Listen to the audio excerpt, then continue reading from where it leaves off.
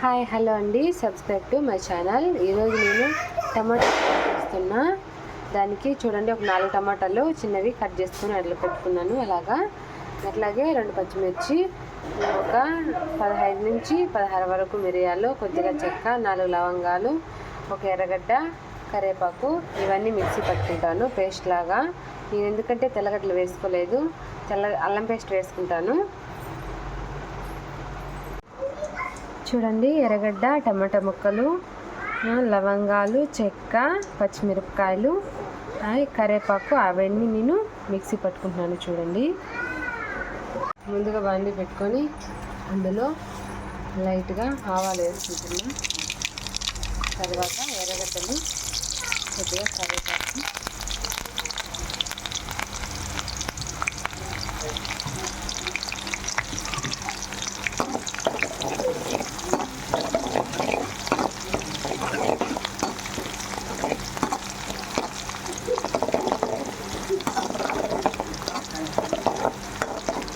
నేనైతే ఈ paste mixie పట్టుకున్నా కదా, ఇది ఇందులో యాడ్ చేసుకుంటున్నా.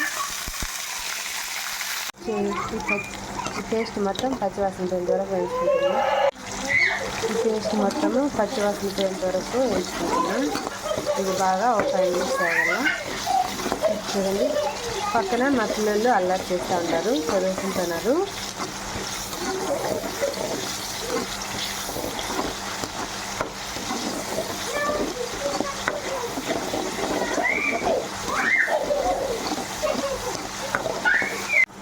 ఇందులో అల్లం పేస్ట్ యాడ్ చేసుకున్నా.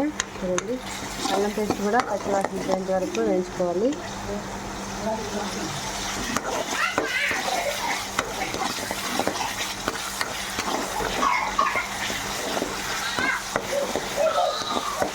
అరసద్దు కానీ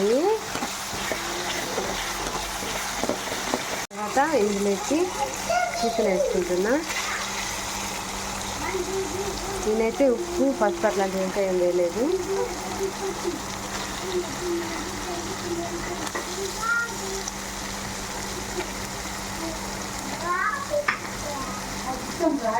చూడండి, ఇలాగే ఒక 10 మినిట్స్ ఇట్లాగే వేయించుకోవాలి.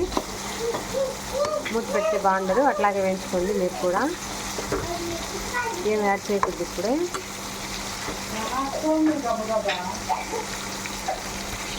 కొద్దిగా ఉప్పు, కొద్దిగా పసుపు వేసుకోండి. ఫస్ట్లోని సాల్ట్ యాడ్ చేసుకుంటున్నా. సాల్ట్ వేసుకుంటున్నా. సాల్ట్, పసుపు వేసుకున్నా. చూడండి, ఉప్పు, పసుపు వేసుకున్నాక ఇలాగా వేయించుకుంటున్నా. ఇదైతే ఇంకా ఉడకలేదు. ఉడికి ఒక 10 మినిట్స్ టైం పడుతుంది. మూత అయితే వేయద్దు, ఇలాగే కలిపుతా ఉండండి. ఇలా కలిపుతూనే ఉంటే కింద మాడిపోతుంది. ఇలా కలిపడం వల్ల బాగా చికెన్ బాగా ఫ్రై అవుతుంది, లేకుంటే అంత బాగుండదు. వాటర్ ఏమి యాడ్ చేయొద్దు, వాటర్ వేయడం వల్ల తెలిసిపోతుంది. చూడండి, నాకైతే ఇప్పటికి 10 మినిట్స్ అయింది.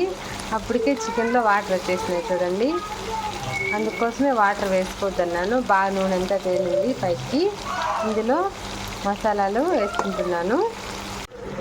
ఆచి చికెన్ మసాలా వేసుకోండి, దేనికైనా సూపర్ పర్ఫెక్ట్ టేస్ట్ ఉంటుంది. నేనైతే ఆచి చికెన్ మసాలానే వేసుకుంటున్నాను.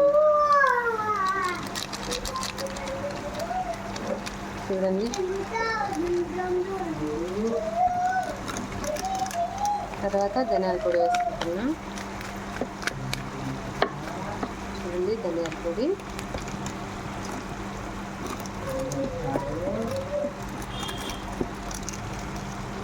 వచ్చేసి గరం మసాలా కొద్దిగా వేసుకున్నా.